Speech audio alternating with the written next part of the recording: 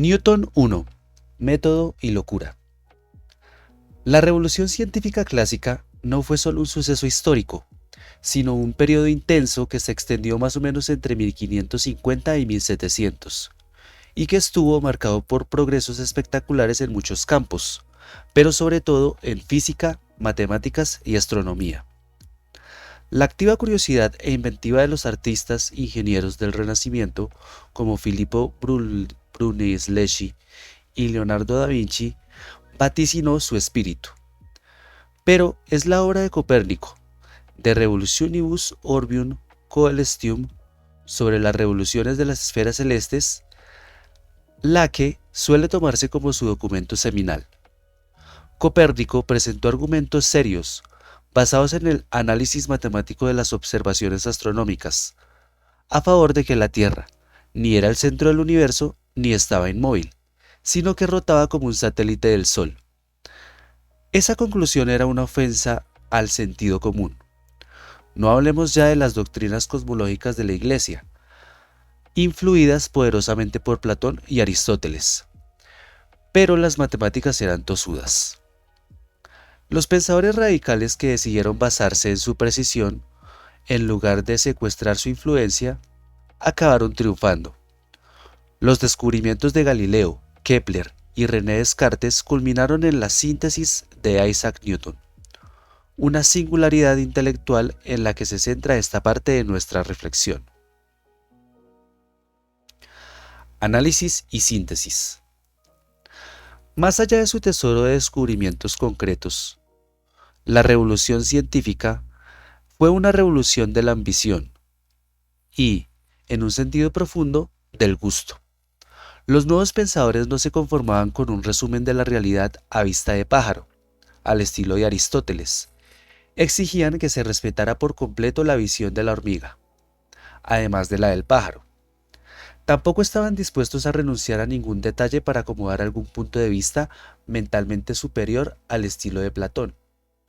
Exigían observación, medición y descripción precisa, con el uso de la geometría, de las ecuaciones y de una matemática sistemática allí donde fuera posible. Newton capturó la esencia de esta nueva visión como sigue. Así como en las matemáticas, también en la filosofía natural la investigación de las cosas difíciles por el método del análisis debe siempre preceder al método de composición. Mediante esta forma de análisis podemos proceder de los compuestos a los ingredientes, y de los movimientos a las fuerzas que los producen, y, más en general, de los efectos a sus causas. Y la síntesis consiste en asumir las causas descubiertas y establecidas como principios, y mediante ellas explicar los fenómenos que proceden de ellas, y aportar las explicaciones. Desarrollemos esta poderosa declaración metodológica más a fondo y enriqueciendo el contexto. Exigiendo precisión.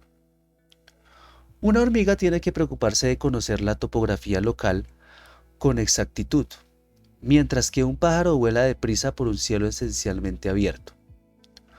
Una hormiga que mire al cielo se tropezará con las piedras o se caerá en algún hoyo, mientras que un pájaro que se fije en los detalles del suelo se acabará estrellando contra la ladera de una montaña.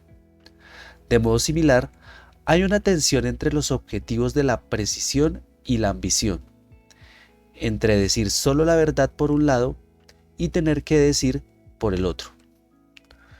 En capítulos anteriores, tratamos la decisión de Platón de abandonar la precisión y centrarse por completo en la ambición. Para él fue una decisión consciente, motivada por su esperanza de descubrir, mediante ejercicios intelectuales y espirituales, un mundo mejor, del que el nuestro es una copia imperfecta. Pitágoras había descubierto unas leyes de la armonía musical maravillosas pero subjetivas, y por tanto imprecisas. La astronomía parecía codificar leyes precisas, pero no del todo rigurosas, como ya hemos visto. Solo las leyes de la propia matemática, nuestra ventana al ideal, podían ser, según Platón, a la vez precisas y siempre correctas. Esta tensión entre lo real y lo ideal alcanza el nivel de una contradicción orwelliana en los escritos del predecesor de Newton, Johannes Kepler. Ya hemos mencionado la obsesión juvenil de Kepler con un modelo del sistema solar basado en los sólidos platónicos, aunque igualmente, es decir, completamente, errónea.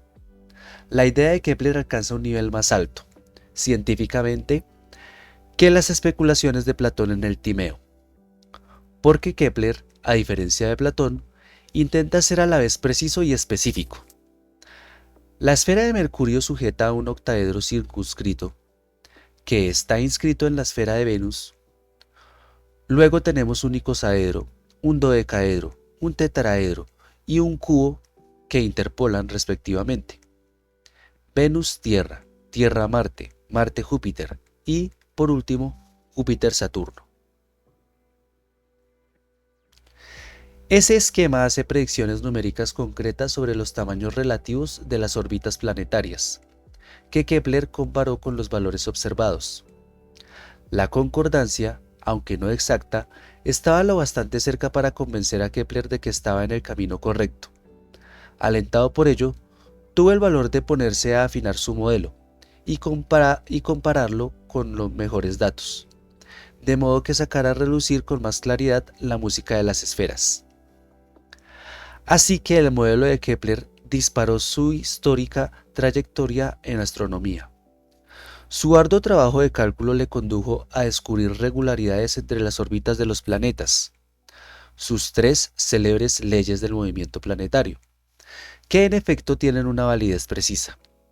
Las leyes de Kepler del movimiento planetario desempeñaron un papel central en la mecánica celeste de Newton, como veremos en el capítulo Newton 2.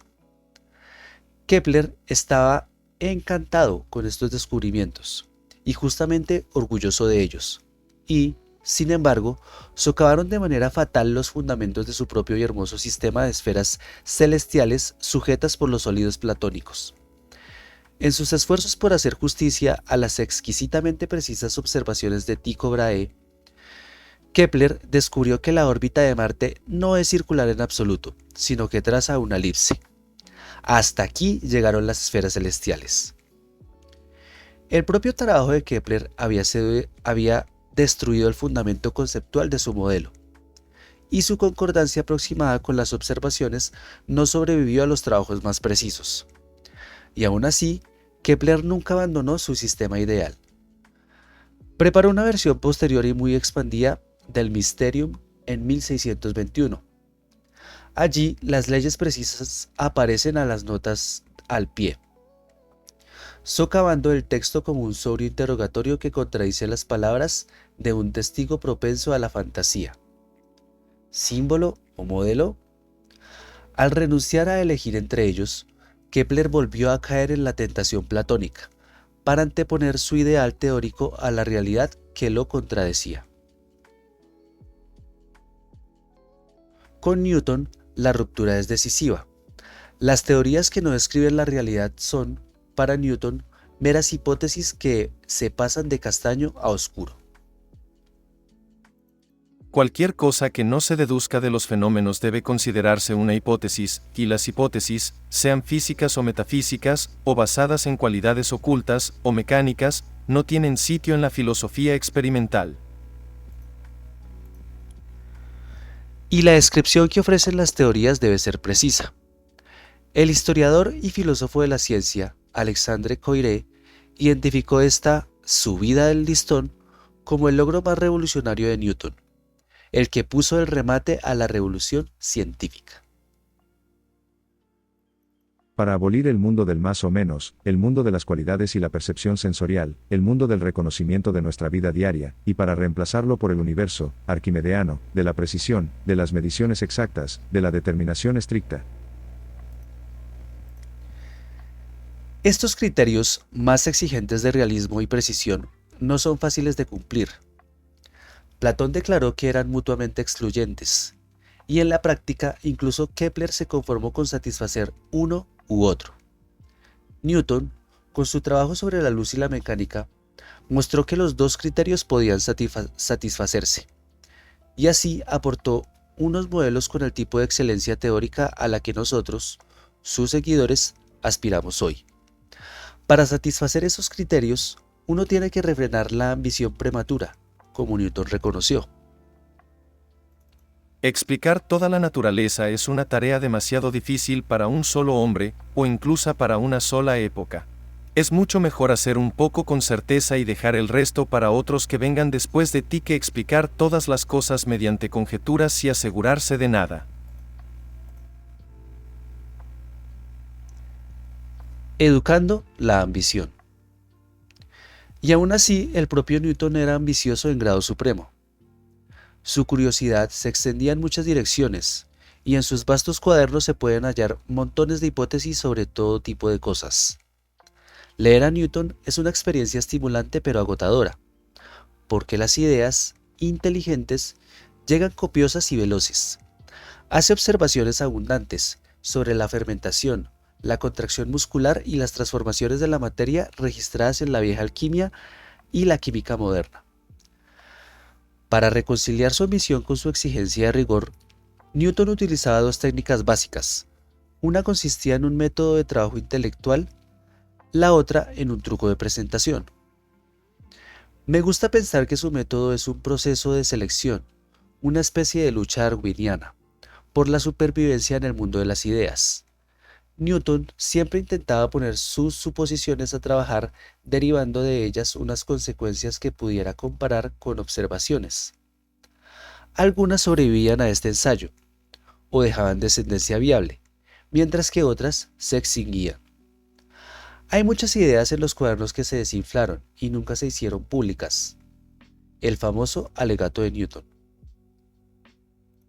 No sé lo que puedo parecerle al mundo, pero para mí mismo parezco haber sido solo como un niño jugando en la playa, distrayéndome al encontrar de vez en cuando una piedra más pulida o una concha más bonita de lo habitual, mientras el océano grandioso de la verdad yace inexplorado ante mí.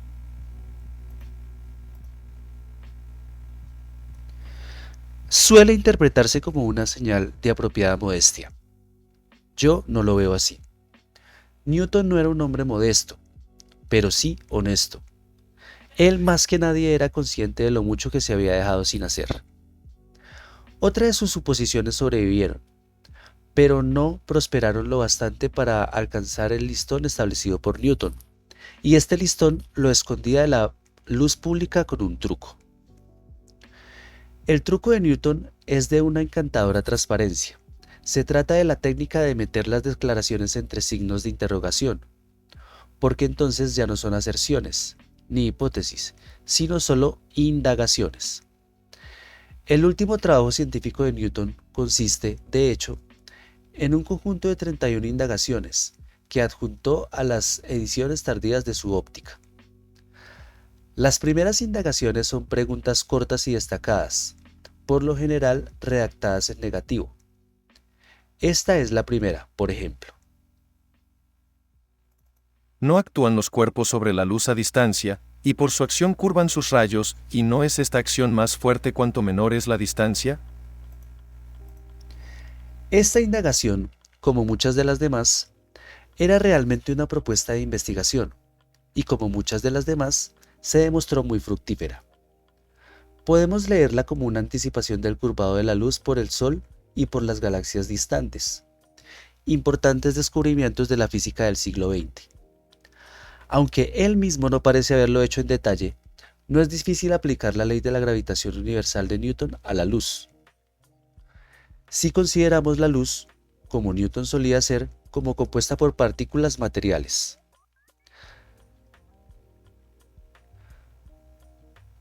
Las órbitas de las partículas de la luz seguirían, según esta idea, el mismo tipo de órbitas que unos planetas que tuvieran la misma velocidad. La fuerza gravitatoria es proporcional a la masa, y la fuerza en general equivale a la masa multiplicada por la aceleración. Por tanto, al calcular la aceleración debida a la gravedad, la masa se anula. Newton sabía de la determinación astronómica de la velocidad de la luz que había hecho Euler-Romer, y se refiere a ella en la óptica, donde menciona que la luz emplea entre 7 y 8 minutos en viajar del Sol a la Tierra. Así que Newton estaba en condiciones de estimar el curvado de la luz por el Sol debido a la gravedad. Es un efecto muy pequeño, demasiado para medirlo con la tecnología de los tiempos de Newton. Einstein calculó la curvatura de la luz por el Sol, primero esencialmente como Newton lo había hecho, y después usando su nueva teoría de la relatividad general, que da una respuesta del doble, en 1915. Su predicción se sometió a prueba por una expedición internacional durante el eclipse solar de 1919, cuando las posiciones de las estrellas circundantes se vieron distorsionadas. El éxito de la expedición, que marcó el retorno de los valores comunes europeos tras el fiasco de la Primera Guerra Mundial, causó sensación y convirtió a Einstein en una celebridad mundial. Unas masas y distancias mucho mayores entran en juego cuando la luz de galaxias distantes pasa cerca de otras galaxias que están en un primer plano, lo que conduce al fenómeno espectacular de la lente gravitatoria. Las imágenes de las galaxias distantes resultan a veces distorsionadas por el paso de su luz a través de los campos gravitatorios de la materia interpuesta, de modo similar a la distorsión de la imagen de una paja cuando se ve a través del agua. En la figura 13, por ejemplo, los arcos son imágenes distorsionadas de una población de galaxias muy distante, situada de 5 a 10 veces más lejos que el racimo galáctico que hace de lente. Figura 13. Los campos gravitatorios de los cuerpos causan que la luz se curve, creando lentes cósmicas.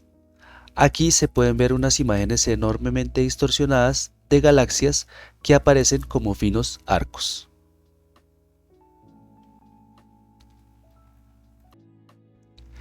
Seguro que Newton habría disfrutado de esta vindicación cósmica de su primera indagación.